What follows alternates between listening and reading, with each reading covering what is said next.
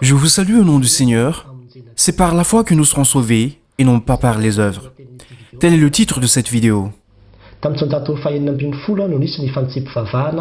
C'est au XVIe siècle que la réformation de la religion s'est enclenchée, sous la direction de Luther. En ce temps-là, les mots latins « sola fides » étaient très populaires. C'est par la foi seule que les hommes seraient justifiés. Effectivement, lorsqu'on lit les Saintes Écritures, c'est bien le cas. Nombreux sont les versets bibliques faisant référence à cela, notamment dans l'Épître aux Romains. Mais je voudrais citer en particulier les versets dans l'Épître aux Éphésiens 2, 8, 9, que nous connaissons bien, « Car vous êtes sauvés par la grâce, par la foi, et cela ne vient pas de vous, c'est le don de Dieu, non pas sur le principe des œuvres, afin que personne ne se glorifie. » Il est donc clair que le salut ne vient pas des œuvres, mais de la foi. C'est une grâce, car il est dit que nous avons reçu gratuitement cette foi qui nous a sauvés.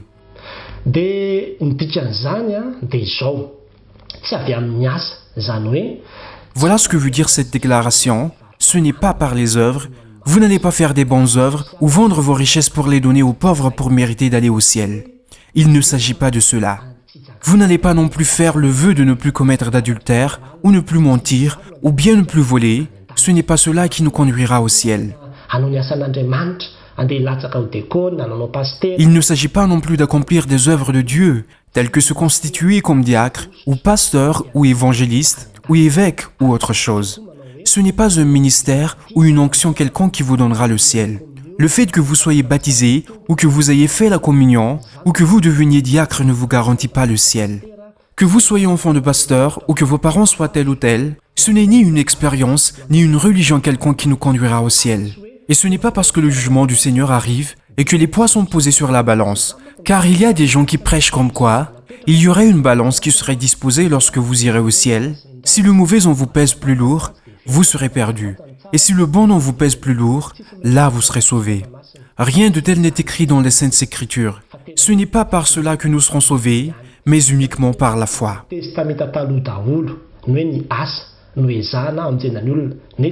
L'idée que les œuvres doivent être faites pour le salut des hommes provient de l'Ancien Testament. Mais dans Galates 2, 16, les paroles divines déclarent « Sur le principe des œuvres de loi, nulle chair ne sera justifiée. Toutes ces œuvres ne suffiront pas pour vous sauver, quand bien même vous bâtirez 20 églises. Souvenez-vous-en bien. D'où vient notre salut? C'est simple. Notre salut vient uniquement de la foi en Jésus-Christ. Et c'est justement cette foi qui pousse à se demander que veut dire avoir la foi? Avoir la foi veut dire recevoir Jésus, selon Jean 1, 12, mais à tous ceux qui l'ont reçu, il leur a donné le droit d'être enfants de Dieu. De qui s'agit-il? De ceux qui croient en son nom. Cela veut dire que ceux qui ont la foi sont ceux qui l'ont reçu. Car Dieu a tant aimé le monde qu'il a donné son Fils afin que nul ne périsse, mais qu'il ait la vie éternelle. Ce que vous avez à faire, c'est d'accepter son Fils. Le fait d'accepter Jésus-Christ signifie que vous avez la foi en lui. Même le diable a cru qu'il était le sauveur, qu'il était puissant. Sauf qu'il n'a pas accepté Jésus comme le maître de sa vie. Et c'est ce qu'il a perdu.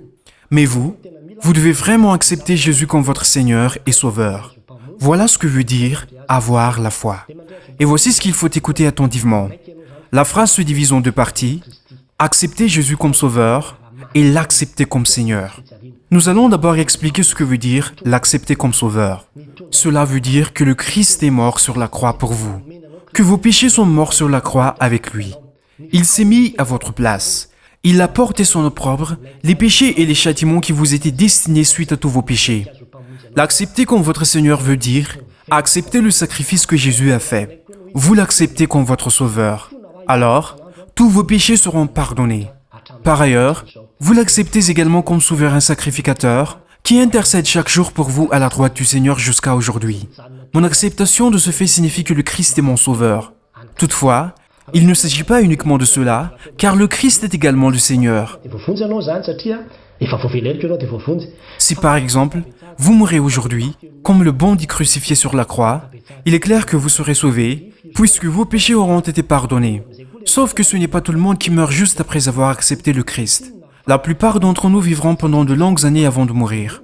Et c'est là qu'intervient le Christ en tant que Seigneur. Parce que je crois en Jésus qui est mort sur la croix, et que je crois aussi qu'il est vivant, qu'il a été ressuscité, Et c'est ce Jésus-là qui vit en moi. C'est ce qui signifie l'acceptation de Jésus comme Seigneur. C'est alors lui qui me dirige, qui vit en moi.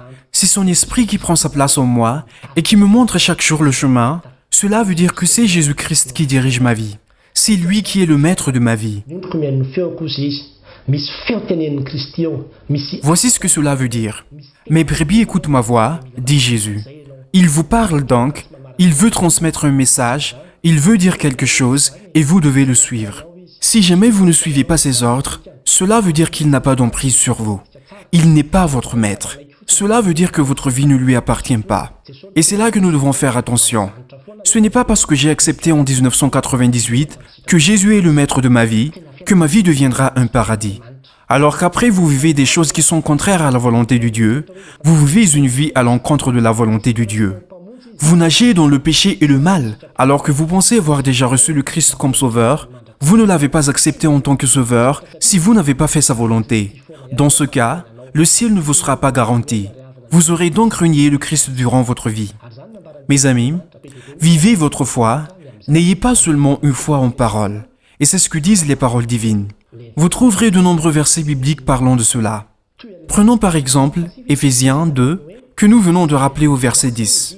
Le verset 9 dit « Pas sur le principe des œuvres, afin que personne ne se glorifie. » Cela ne veut pas dire que ce n'est pas la peine de faire des œuvres, mais au verset 10, il est dit « Car nous sommes son ouvrage, ayant été créés dans le Christ Jésus pour les bonnes œuvres. » Et il a ajouté que Dieu a préparé à l'avance afin que nous marchions en elles.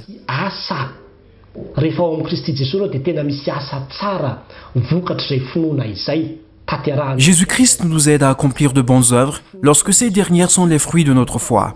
Cela veut dire que ma foi en Jésus-Christ en tant que mon Sauveur, en tant que mon Seigneur, c'est lui qui me dirige, me pousse à marcher dans la voie du Seigneur, parce que j'agis uniquement selon sa volonté. Ces œuvres sont les fruits de la rédemption que j'ai reçue par la foi. Je le répète encore, si par exemple, vous n'avez jamais commis de mensonge, si vous n'avez jamais volé, on ne vole pas ou on ne commet pas de mensonge pour pouvoir aller au ciel. C'est plutôt, Jésus m'a sauvé et c'est pour cela que je ne mens plus. Je suis quelqu'un qui a été sauvé, je ne commettrai pas de vol. Ne pas commettre un vol ou ne pas mentir n'est pas une condition. C'est le fruit du salut. C'est le salut que j'ai reçu de Jésus-Christ qui me donne la force d'accomplir ses œuvres, car il m'a aidé à les accomplir. Le fait de marcher avec lui tous les jours, suivre le Christ est une croix qu'on porte.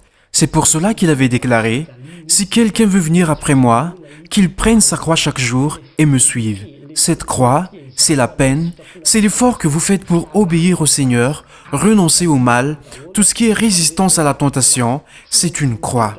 Vous devez la porter. Vous ne pouvez pas déclarer que vous suivez le Christ, mais que vous allez là où vous le souhaitez. Si vous faites ce que vous voulez, cela veut dire que vous ne le suivez pas. C'est pour ces raisons-là que le Christ avait déclaré « Ce ne sont pas tous ceux qui me disent « Seigneur, Seigneur », qui entreront dans le royaume des cieux, mais celui qui fait la volonté de mon Père qui est dans les cieux. » Une foi vivante, c'est celle qui engendre des œuvres. C'est par la grâce de Dieu que sont accomplies les bonnes œuvres nées de votre foi.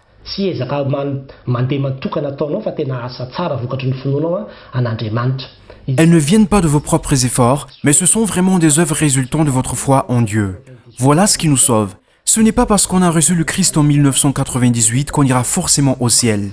En effet, certains pensent que quand bien même ils meurent sans s'être confessés, nageant en pleine impiété, ils sont d'office les enfants de Dieu et iront au ciel. Ne croyez pas ces personnes et repentez-vous et revenez vers votre premier amour. Le Seigneur nous a toujours exhortés à être vigilants, car vous ne connaissez ni l'heure ni le jour où votre Seigneur viendra. Vous, si vous croyez en Jésus-Christ et l'a reconnu comme Seigneur et Sauveur de votre vie, vous avez déjà reçu la couronne de gloire et êtes sauvé à ce moment-là.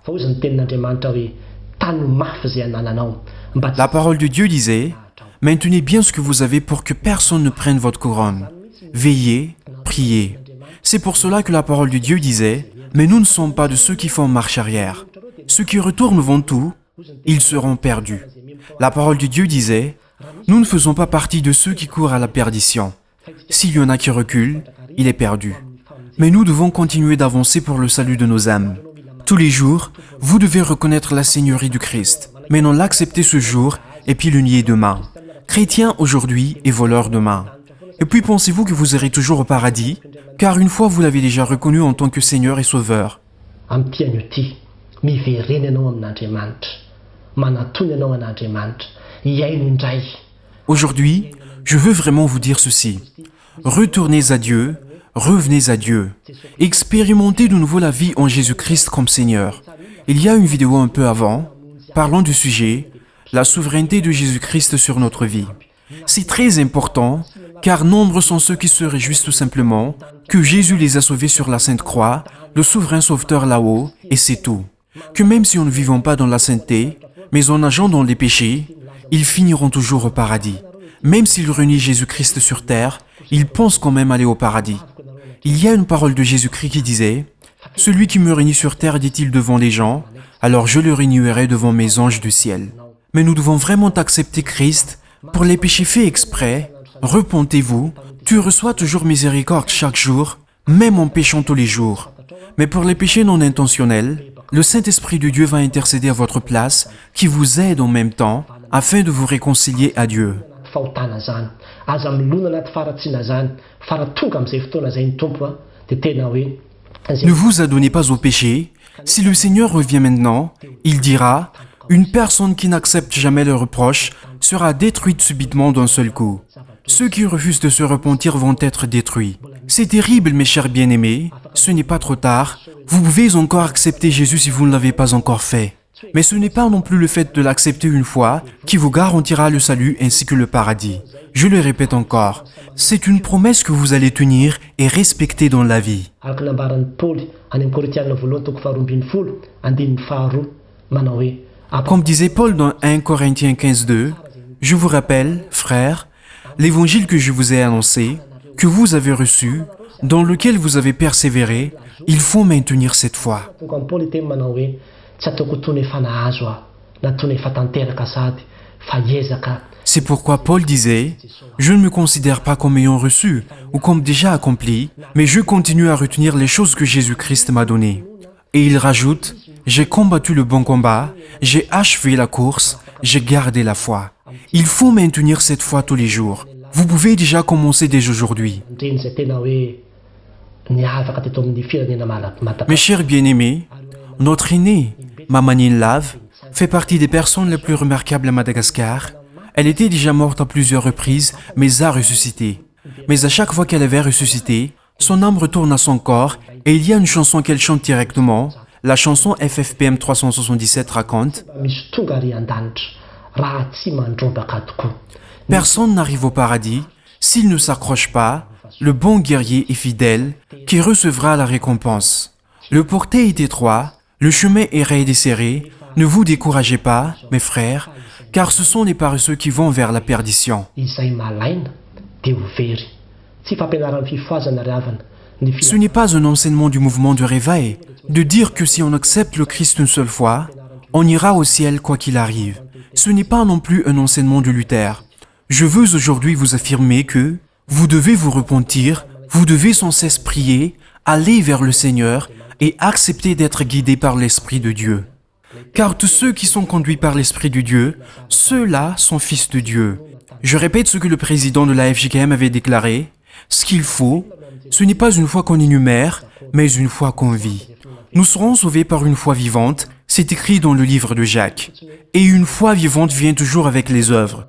Vous acceptez Jésus alors que votre mode de vie le réfute. Après, vous pensez toujours pouvoir aller au ciel. Prenez garde, prenez garde. Prions ensemble aujourd'hui. Si vous n'avez pas encore accepté Jésus, vous pouvez lui donner votre vie aujourd'hui. Si vous l'avez vraiment accepté, mais si vous vous êtes détourné du droit chemin, Dieu vous aime encore, il veut vous ramener vers le premier amour. Jésus a dit, « Revenez à votre premier amour, autrement, je viens à toi et j'ôterai ta lampe de son lieu. » Tant qu'il est encore temps, prions ensemble. Sotranao izay ry tompo Andriamanitra araina eo. Seigneur Dieu, notre Père, nous te rendons grâce, car nous sommes encore sous ta grâce.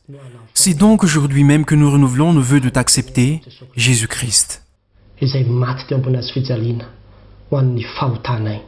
qui est mort sur la croix pour nos péchés, le garant de notre salut.